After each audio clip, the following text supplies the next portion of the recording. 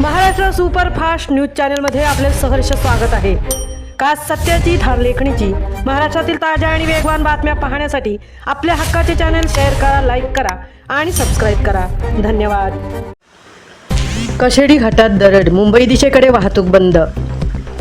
मुंबई गोवा महामार्गावरील कशेडी घाटात हॉटेल अन्नपूर्णाजवळ मंगळवारी रात्री 9:30 वाजता दरड कोसळली। त्यामुळे मुंबईकडे जाणारी एक लेन पूर्णतः बंद झाली। तळ कोकण मार्गावरून एकेरी वाहतूक सुरू आहे।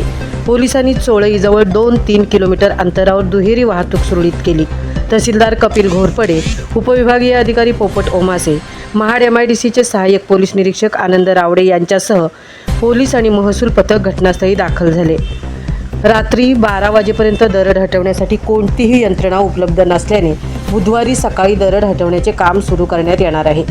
गेल्या 8 दिवसांपासून पाऊस नसतानाही दरड कोसळल्याने आश्चर्य व्यक्त होत आहे।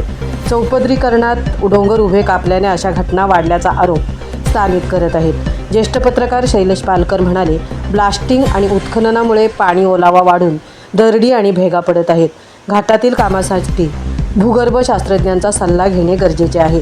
पावसामुळे तामणी, भोर, आंबेनळी घाटावरील ST वाहतूकही बंद आहे। त्यामुळे प्रवाशांचे हाल होत आहेत। प्रशासनाने समन्वयाने उपाययोजना कराव्यात अशी मागणी होत आहे। महाराष्ट्र सुपरफास्टसाठी धनराज गोपाळसह तृप्ती भोईर, कोल्हापूर।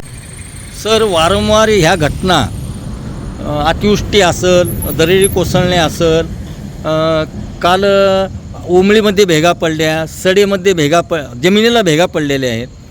तर प्रशासन यासाठी काय उपाययोजना करणार, आपण प्रशासनाला काय आवाहन करणार आहात? आजपर्यंत आपण पाहतोय की कोकणात, विशेषतः रायगड जिल्ह्यातल्या डोंगर उताराला जिथे जिथे बांधकाम खात्याने छेद दिलेला आहे तिथे तिथे दगडी कोसळण्याचं प्रमाण वाढलेलं आहे। यापूर्वी जेव्हा समतल चर म्हणजे डोंगरावर पाणी जिरण्यासाठीचे चौकोन जे खणले जात होते त्यामुळे सुद्धा डोंगर कोसळलेले आहेत। आता आपण ज्या भेगा पाहतो त्याचं मूळ कारण असं आहे की डोंगराचा कुठला तरी एक भाग माती उत्खननासाठी खणलेला असतो आणि त्यामुळे त्या भागामध्ये माती खाली पडल्यामुळे त्या डोंगराचे 2 भाग होतात, 3 भाग होतात आणि मग तिथे आपल्याला ते भेगा पडल्याचं दिसून येतं आपल्याला।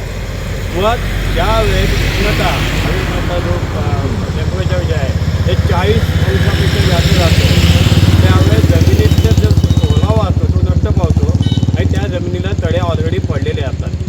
पण जेव्हा त्याच्यावरती पाणी पडतं पावसाचं तेव्हा हे तडे अधिक रुंदावतात आणि मग आपल्याला भविष्यामध्ये तिथे दरड कोसळेल अशी परिस्थिती निर्माण होते। सर, 2005 पासून कशेडी घाटात वारंवार दरडी कोसळण्याच्या घटना घडतच आहेत।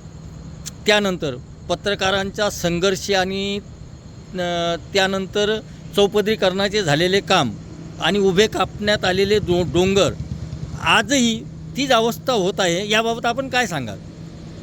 मुंबई गोवा राष्ट्रीय महामार्ग याचं रुंदीकरण झालं पाहिजे, चौपदरीकरण झालं पाहिजे अशी भूमिका सातत्याने पत्रकारांनी घेतली।